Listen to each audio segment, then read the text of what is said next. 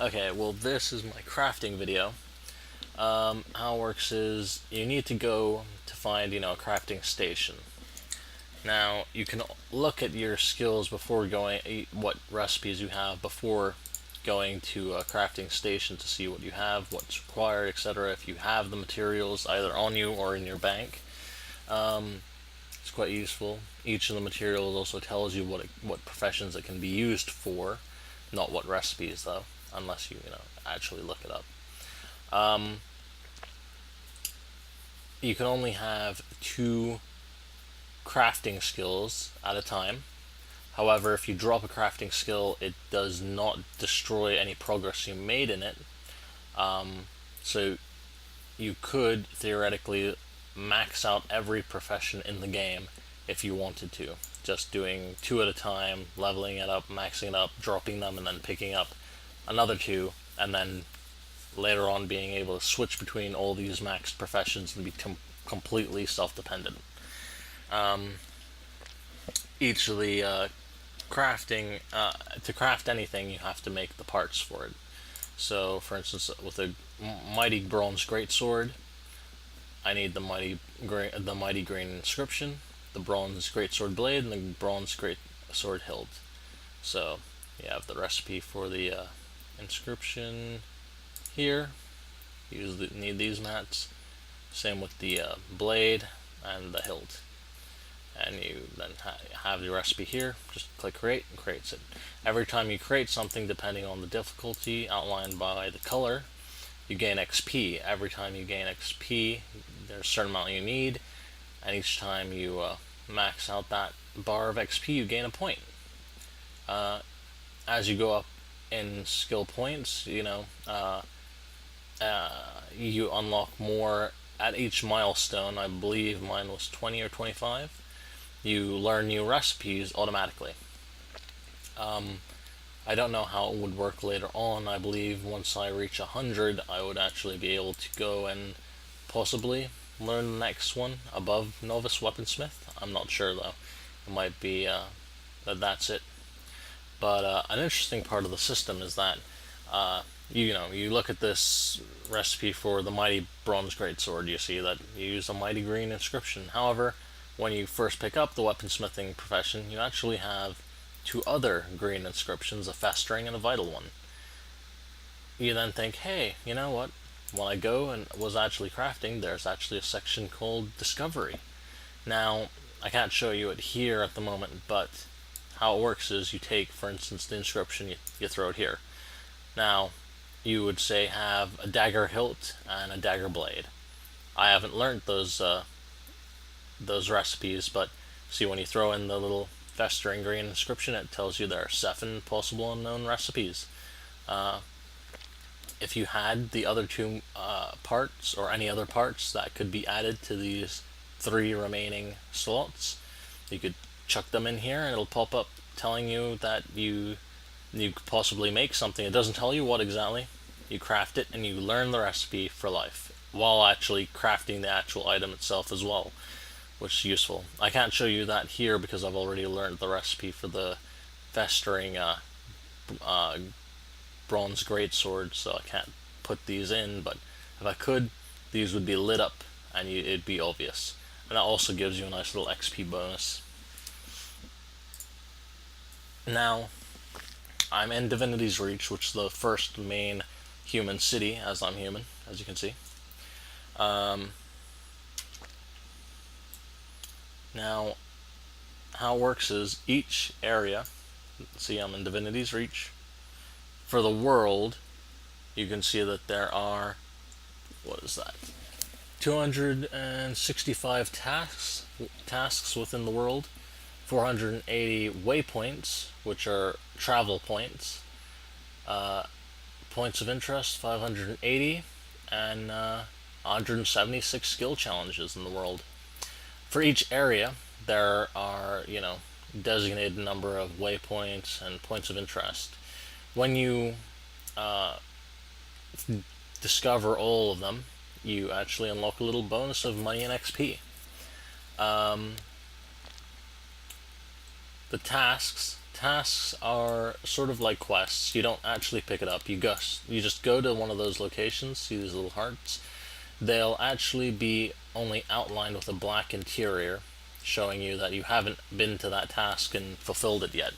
You just hopping over to that area and it pops up with what you need to do, and you do it, and you get a nice little bonus of XP and money. And you can continue doing it for as long as you want. Every time you finish a task, there's an NPC nearby who then becomes a vendor for karma. Karma is earned by completing these tasks, as well as events. Events are, well, events, they just happen randomly wherever you want. Oh, well, wherever they are. If you're nearby, it'll inform you, pop up on your map with a little orange circle, and you just head in that direction, find out what they want from you, and just go ahead and do that. What's quite organic about it is that completing the event, anyone nearby gets told that there's the event, and in general, people will just head on in, and the events scale depending on the number of people that are there, and so the challenge remains. You don't just walk through and crush it. So it's quite good. Another thing is that each of these regions, as you might be able to see, have a level requirement. A level limit. So let's say for Queensdale, it's level 1 to 17. If I were a level 80 character and I decide, hey, my friend just started playing and he's in Queensdale, I come to Queensdale, I actually automatically get scaled down to level 17 in stats. But the advantage I have is that I have access to all my skills and all my traits, so I still have all the passive bonuses for my abilities, at least. I'm not sure about stat wise. I don't think stat wise, because that would be quite overpowered, but probably just to your abilities, sort of like I don't know, in faster recharge on your weapon skills, or increased chance to set enemies on fire. Just little things that'll give you a little advantage while keeping the challenge level. So in Divinity's Reach, there are waypoints. Waypoints are useful because for instance, Divinity's Reach is quite large. You can just click on the waypoint and travel there. Now, usually there's a cost associated with that. Depending on how far you're going, the cost is higher. But for instance, in Divinity's Reach, since it's a hometown, they didn't really want to charge you to just get around town quickly, so it doesn't cost you anything. But if I were to go, for instance, a little bit farther out into the next area, it would cost me 50 copper, which is fair enough, but I mean, you earn money quite quickly in the game. I'll actually take us to the palace.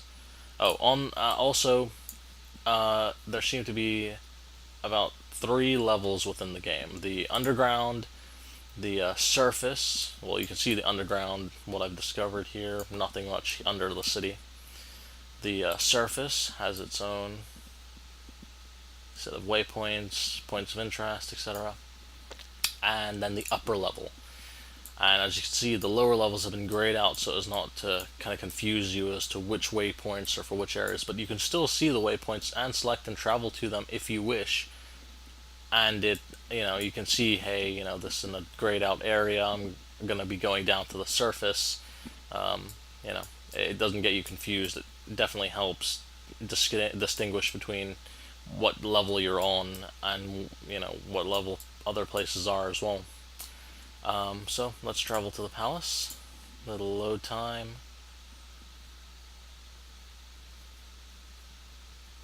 And we are at the palace. As you can see, there's a green thing on my mini-map. It's in the right-hand corner. Tells you where my quest is leading me. It's telling me to go outside Divinity's Reach. If I hit my world map, go in that general direction, I can zoom all the way out, and there's my quest that I need to go to for my personal story. But like I said, it's generally you just travel around. You see there are scout NPCs that you generally will find without even trying. When you click on that, when you talk to them, they'll actually open up on your map areas and show you where things are. Not for that long, and it's not permanent.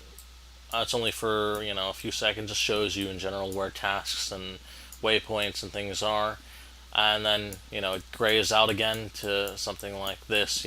Can't see any detail here because I haven't been there. But if I were to go on the edge of it, I could probably talk to a scout. He'd show me, see, a little skill point there I can earn, and tell me, hey, you can go there, get that skill point, and there are tasks there. You just kind of head on over. I want to go see what those tasks are, get some XP level, do it that way.